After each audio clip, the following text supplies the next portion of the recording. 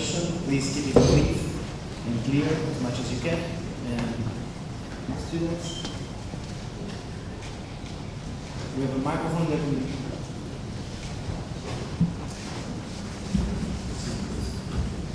Buongiorno, mi chiamo Gianluigi Piu.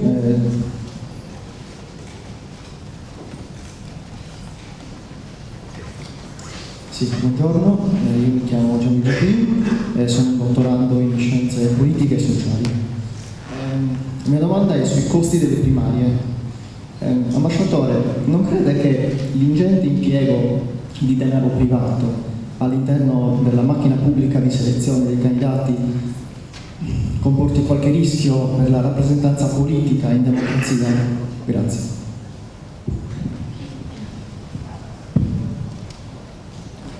Yes, that's an excellent question and one point that I wanted to make. I think America, the greatest threat to America is money in politics today. It is, based on a Supreme Court decision several years ago, flooding the campaigns in ways that are really distorting the outcome. I don't think it's that as important in a presidential campaign because the coverage is so extensive that people get a pretty good sense of the candidates.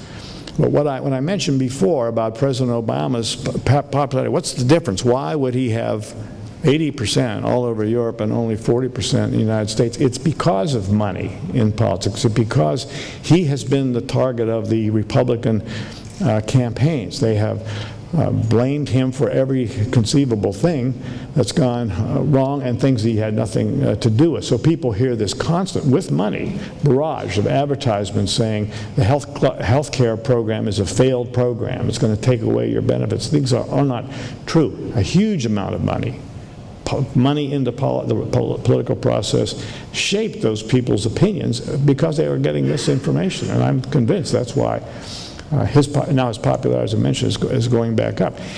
It distorts the system. Where it's particularly harmful is in elections for members of Congress and the members of the United States Senate, and even more importantly, as importantly, state legislators.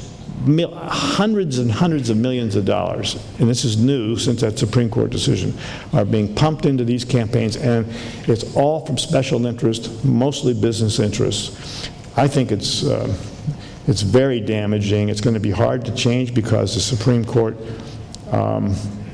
decision says the corporations are people. I mean, as absurd as it sounds, they are people, and as such, they have a First Amendment right to speak, and money is speech. I mean, that's their reasoning. Now, as you know, you may know, we have a death on the Supreme Court, Anton Scalia.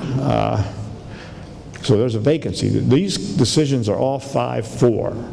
So he was always on the majority, the conservative side. On Citizens United, he was the fifth vote. So this is why the election of the president is doubly important in America. It's going to absolutely affect the direction of the Supreme Court with that next appointment. There's someone nominated now, Merrick Garland, who's actually a good friend of mine, who's being, again, totally blocked by the Republicans in the Senate. You have to have a confirmation vote by the Senate, and so far that has not occurred.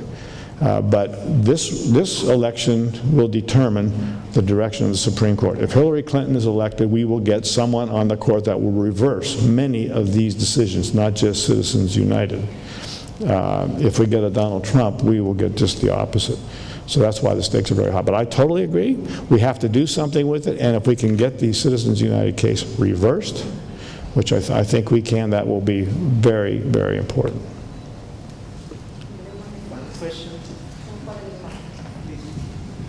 Salve a tutti, mi chiamo Marianna Bralle e sono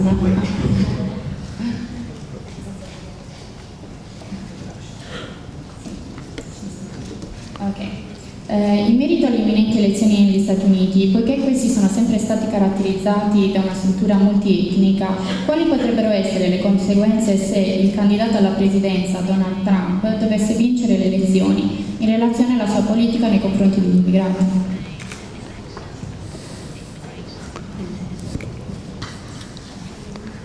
Well, if you believe him and what he says, his policy, as stated, is that he wants to have a program to round up and deport 11 million people now living in America. Something that will be impossible to do. Whether he even tries to do that, I can't believe it. It would never be able to be carried out. But he's totally, he wants to build a wall in Mexico for hundreds of miles and make the Mexicans pay for it, which is what he always says. I think it will be bad. But one thing about Donald Trump, I don't think he is really an ideologue so much that he believes in those positions. He just says them for effect, and he does get a big response. There's a lot of anti-immigration sentiment in the United States. There's much for it than against it, but he's tapped into that real hostility to immigration. So that's what he says he'll do. I don't think he'll be feasible at all. I think he'll hit resistance at every turn if he tried to do that. But that would just be terrible for America to have to take a position like that, given its roots, where everybody's an immigrant in America. And it's made America stronger, by the way. Immigration, I think, makes all countries stronger. We all have to be tolerant and understand that, like Germany, for example, Angela Merkel understands that Germany needs 1 million people a year of immigrants to sustain their economy over time. That's why they're doing it. They know that because of the aging population, because of the demographics, most countries in Europe, less so the United States, need immigration. And I know it puts a tremendous burden on communities and places because you have a big influx of people and you have to feed them, and the media coverage is just non-stop. But we have to step back and appreciate the benefit and the value of immigration, and also the lives of these people, many of whom are escaping life and death situations with their families. Can you imagine if you're in Syria with your family? Are you trapped there? You can't go anywhere? We have to have some compassion, I think. And Donald Trump, I'm sorry to say, I haven't seen any compassion exhibited. Another question here. Thank you. Good morning, Mr. Ambassador. My question is about outside America. So the question is about what is the next president programs about the situation in Syria? Syria. Yeah, the situation. What will America do in Syria? My question is about the strategy, military strategy. Yes. If there is a military strategy in Syria, or there is some solution in the future. So the situation now is very, very bad. So my question is about what America do for Syria?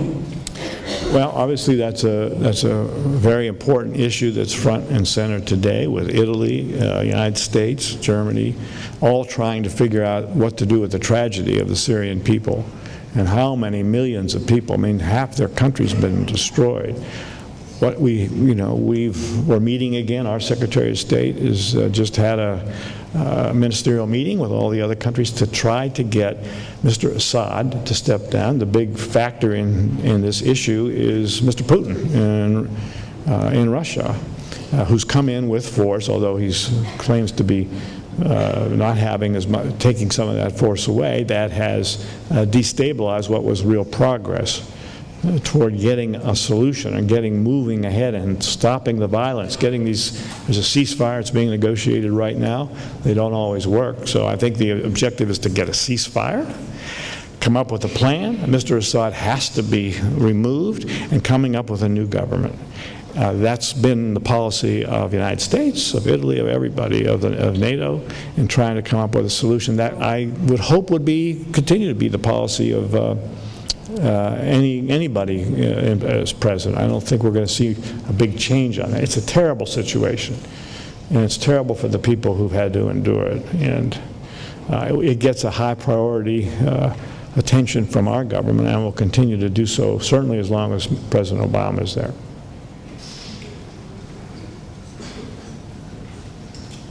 Buongiorno.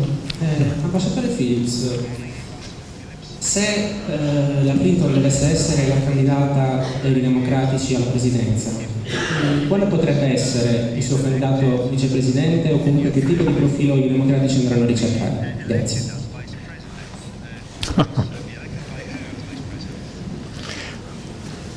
Well, I don't know. I haven't talked to her about it. I don't think she'd.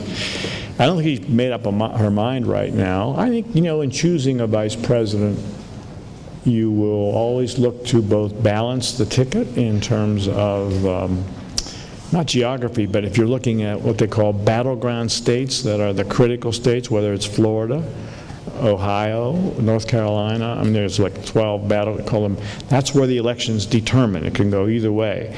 Oftentimes a candidate will try to choose somebody very well qualified from one of those states. Also, gender. The names that have been suggested are Senator Tim Kaine from Virginia, whom I know well. I think he's outstanding. He's been a governor. He's now a senator.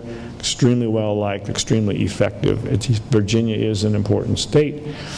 Some suggestion has been raised that Elizabeth Warren, who's the senator from Massachusetts, who decided not to run for president, she would have been a very strong candidate, and I think a lot of articles have been written and suggested that had she decided to run, that she would have been the nominee. Now, she appeals to that same base that Bernie Sanders, whom I didn't mention in my remarks. Bernie Sanders, this 74-year-old guy, has just caught fire with young people, and he gets big crowds. Now, he's not going to win, but he's really ramping up what they call the Democrat base. These are people who are upset about income inequality. They're upset about the fact that college education is unaffordable now. In America, it is, by the way, and I hope you appreciate what you get here in Italy in terms of the support of education by your government, because now public education is much less public, and it's much more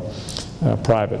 So they're upset, and Bernie Sanders says, we'll have free education for everybody, free health care, we'll change this. Well, that sounds good. It's completely unrealistic in terms of the costs associated with that.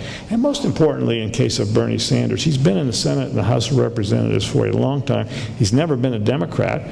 He's been a self-proclaimed socialist. He's never been able to get any legislation through in his entire government career. There's nothing with his name on it, but he speaks to the interest. This is the other side of the Trump group. These are highly educated young people that are upset with the issues I just mentioned, and Bernie Sanders addresses those issues, but he doesn't have any realistic solution. So Elizabeth Warren addresses those issues too, and she's much more pragmatic. Will Hillary Clinton choose another woman? Will there be two women? We've never had a woman president or a woman vice president. Would they have a ticket that has as president and vice president, two women? I don't know. It could be. I think it'd be an interesting ticket. But there are 4 or 5 names mentioned. We won't know. I'd bet on Tim Kaine, the guy I mentioned before.